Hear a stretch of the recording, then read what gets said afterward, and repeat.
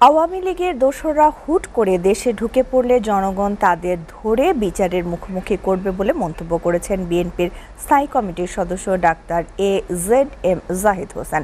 দেশকে অস্থিতিশীল করতে তাদের ষড়যন্ত্র থেমে নেই বলেও অভিযোগ করেন তিনি। অপরদিকে দলের ভারপ্রাপ্ত চেয়ারম্যান তারেক রহমানের বিরুদ্ধে মামলা এখনও কেন প্রত্যাহার করা হচ্ছে না সেই প্রশ্ন তুলেছেন বিএনপি চেয়ারপারসনের উপদেষ্টা জয়নুল আবেদিন ফারুক।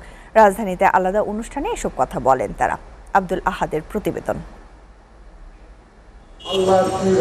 জাতীয় প্রেস ক্লাবের সামনে প্রতিবাদ সভায় বক্তব্য রাখেন বিএনপি চেয়ারপারসনের উপদেষ্টা জয়নুল আবেদিন ফারুক। তারেক রহমান বলেছে, আমি দিনের ভোট রাতে করে ক্ষমতায় যেতে চাই না, আমি সিল মারা ভোটে বাংলাদেশের প্রধানমন্ত্রী হতে চাই না। অন্তর্বর্তী সরকারকে সর্বাত্মক সহযোগিতা করার প্রত্যয় ব্যক্ত করেন তিনি। আমরা আপনার সরকারকে সর্বাত্মক সহযোগিতা করব, এটা ইতিহাস বলে।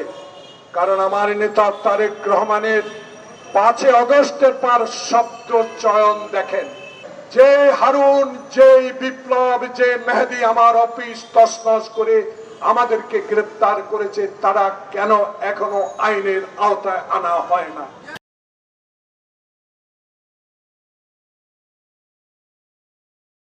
এদিকে নয়াপল্টনে বিএনপির কেন্দ্রীয় কার্যালয়ে ত্রাণ সংগ্রহ কমিটির আয়োজিত সংবাদ সম্মেলনে বক্তব্য রাখেন বিএনপির স্থায়ী কমিটির সদস্য ডাক্তার AZM জাহিদ হোসেন।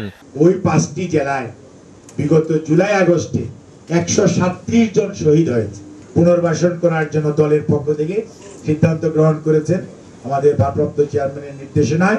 জনগণের সরকার প্রতিষ্ঠা করতে দ্রুত নির্বাচন দেওয়ার তাগিদ দেন বিএনপির এই নেতা। দ্রুততম সময়ের মধ্যে জনগণের পছন্দের সরকার করার, নির্বাচন করার ক্ষমতা জনগণের হাতে দিয়ে, আর যারা এখনো বসে আছেন তারা বিশেষ করে বিএসসিতে এই দুদুকে এবং সরকারের বিভিন্ন পোস্ট পজিশনে কমিশনের মধ্যে বসে বসে এখনো চুপচাপ আগের সরকারের ষড়যন্ত্র বাস্তবায়ন করার চেষ্টা করছেন। স্বৈরাচারের দোসররা ভাবছে হুট করে দেশে ঢুকে পড়বে।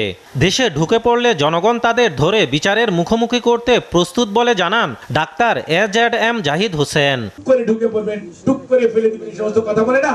এখন আমরাও বসে আছি, দেশের মানুষ বসে আছে, টুক করে চলে আসুন, তখন দেখা যাবে আপনার ঝুপ করে কি হয়ে যায়। আব্দুল আহাদ, STV, ঢাকা।